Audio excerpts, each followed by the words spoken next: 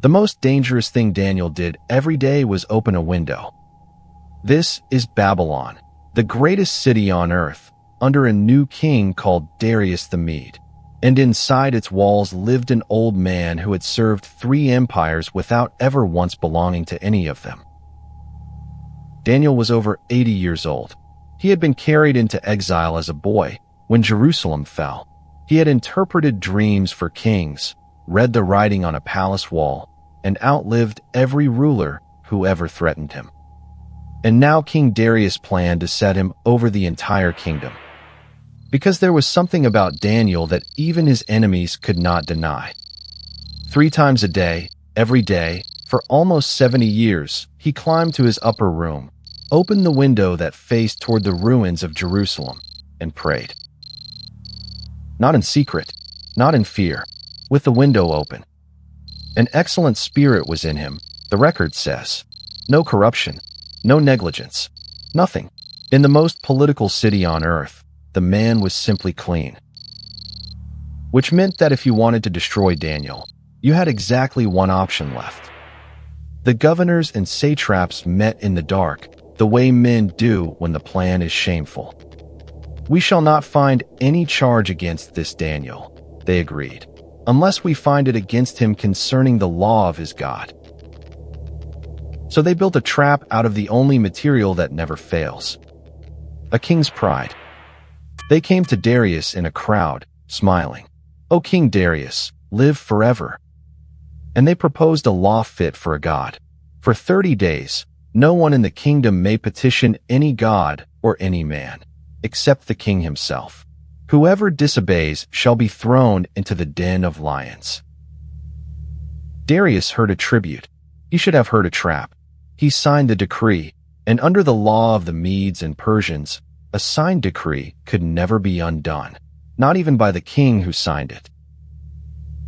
The ink was still wet when the conspirators walked, almost running, toward Daniel's street. Daniel heard about the decree. He understood exactly what it was and exactly who it was for. And when he knew the writing was signed, he went home, and he climbed to his upper room.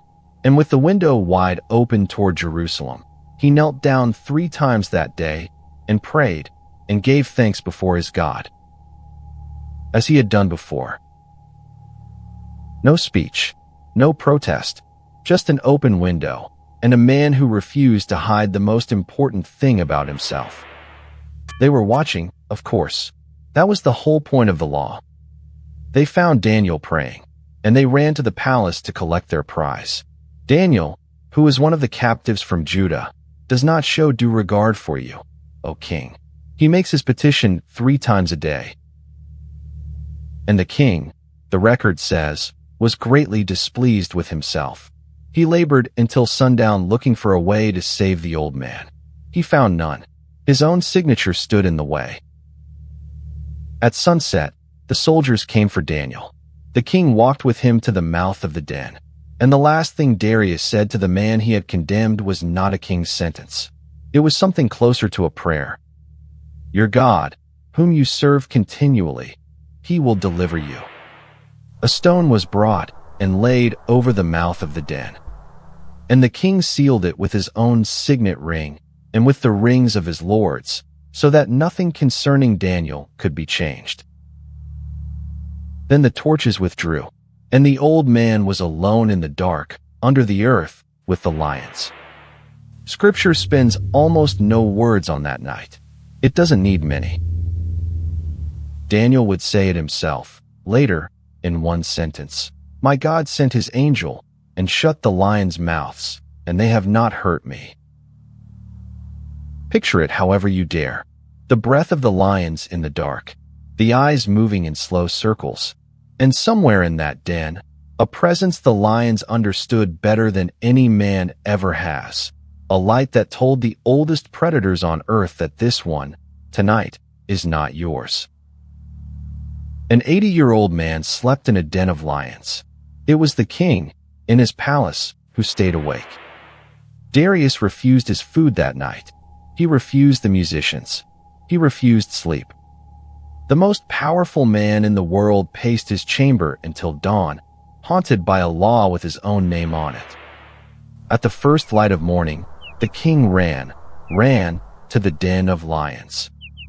And he cried out with a grieving voice, "Daniel, servant of the living God, has your God been able to deliver you from the lions?"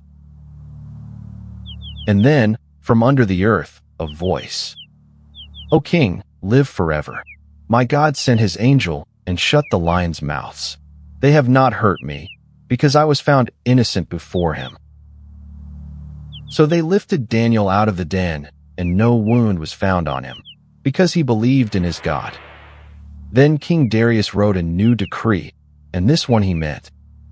To every nation and language on earth, men must tremble and fear before the God of Daniel.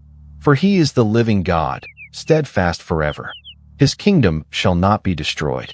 He delivers and rescues. He works signs and wonders in heaven and on earth. He who has delivered Daniel from the power of the lions. Daniel had not preached a single sermon to Babylon. He just opened a window 3 times a day for 70 years and let an empire watch what faithfulness looks like. The lion's den was never really the test. The window was. The den was just the night the whole world found out what Daniel had known all along.